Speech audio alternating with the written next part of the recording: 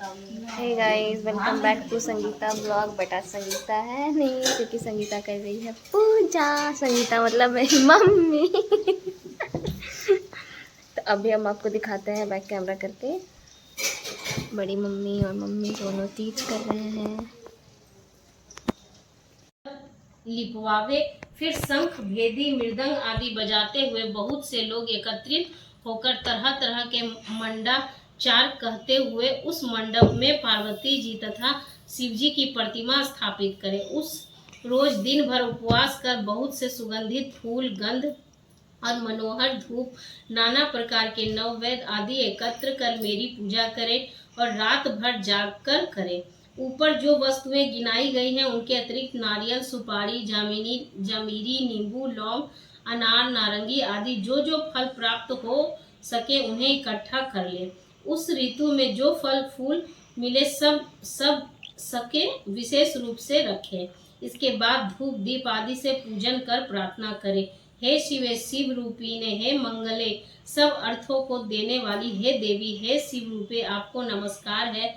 हे शिव रूपे आपको सदा के लिए नमस्कार है। हे ब्रह्मानी आपको नमस्कार है। हे जगतदात्री आपको नमस्कार है। हे सिंह वाहिनी, संसार के भय से भयभीत मुझ दीन की रक्षा करो। इस कामना की पूर्ति के लिए मैंने आपकी पूजा की है। हे पार्वती, मुझे राज्य और सौभाग्य दे, मुझ पर प्रसन्न होवे। इन्हीं मंत्रों से पार्वती जी तथा शिव जी की पूजा करें।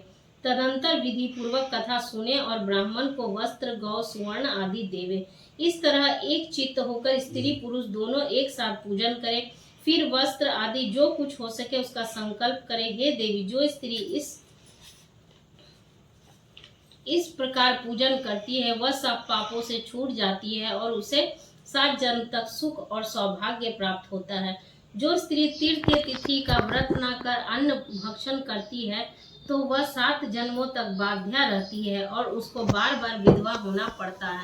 वह सदा दरिद्री, पुत्र शोक से शोकाकुल, स्वभाव से लड़ाकी, सदा दुख भोगने वाली होती है और उपवास न करने वाली स्त्री अंत में घोर नरक जाती है। तीज को अन्न खाने से सुकरी, फल खाने से बंदरियां, पानी पीने से जोक, दूध पीने से सांपिन, मांसाहार करने से बाघिन, दही खाने से बिल्ली, मिठाई खाने से चींटी और सब खाने से मक्खी होती है। उस रोज सोने से अजगरी और पति को धोखा देने से मुर्गी होती है। इसलिए हर स्त्री को व्रत अवश्य करे। दूसरे दिन सुवर्ण, चांदी, तांबा अथवा बांस के पात्र में अन्न भरकर ब्राह्मण को दान दे और पारण करे। जो स्त्री इस प्रकार व्रत करती है वह मेरे समान पति पाती है और जब वह मरने लगती है तो तुम्हारे समान उसका रूप हो जाता है। उसे सब प्रकार के सांसारिक भोग और सायुक्त मुक्ति मिल जाती है। इस हरतालिका व्रत कथा मात्र सुन लेने से प्राणी को 1000 अश्वमेध और सैकड़ों वाजपेयी यज्ञ करने का फल प्राप्त होता है।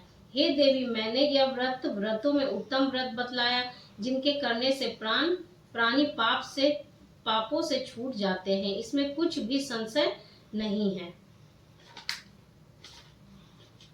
बस कहानी खत्म। अब शिव जी का आरती। अरे बेटा कपूर लाया? अरे नहीं। ओम नमः शिवाय। आपका कपूर है? कपूर होगा, लाओ कपूर। पूरा पानी डाल के पापा देखिए हो रहा है यहाँ पूजा। लाओ रे फटल के कितना बोला। जल्दी कमेंट में बताएं ज़रूर गाइस कि मम्मी मेरी कैसी लग रही है। मैंने रेडी किया मम्मी को। हमारी दादी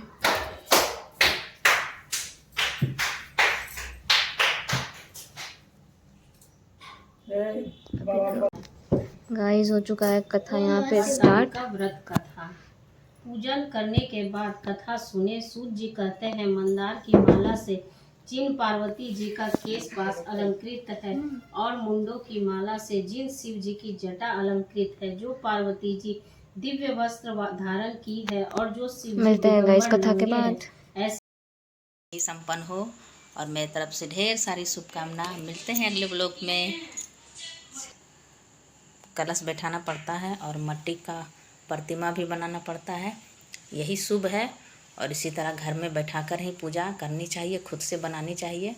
ऐसा किताब में भी लिखा हुआ है।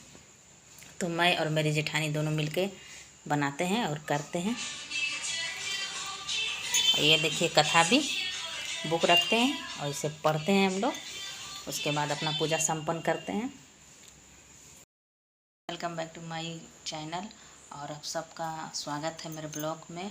और मैं एकदम लग रही हूँ प्रीटी, क्योंकि आज है हरितालिका तीज, जिसमें हम लोग खूब सारा सजते हैं और बहुत सुंदर से पूजा करते हैं। और यह पूजा घर में ही महिलाएं मिलकर करती हैं। तो आप सबको मेरे तरफ से हैप्पी तीज। और मैं किस तरह पूजा करती हूँ आपको दिखाती हूँ।